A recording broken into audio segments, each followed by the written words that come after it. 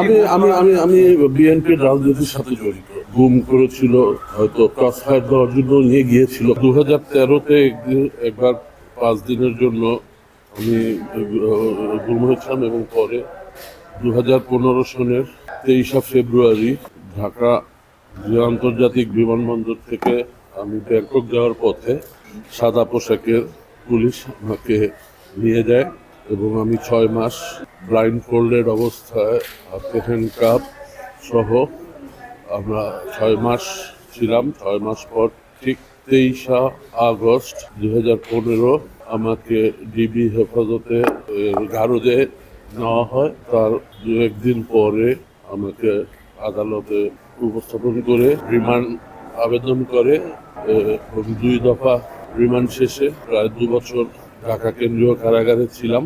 তারপরে উচ্চ আদালতের জামিনে আমি বেরোয় আসি।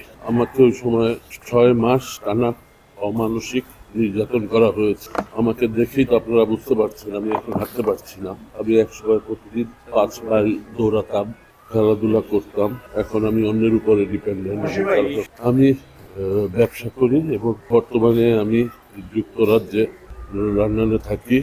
আমার চিকিৎসার প্রয়োজনেই আমি ওখানে থাকতে হচ্ছে, কারণ আমার দীর্ঘমেয়াদী চিকিৎসা দরকার।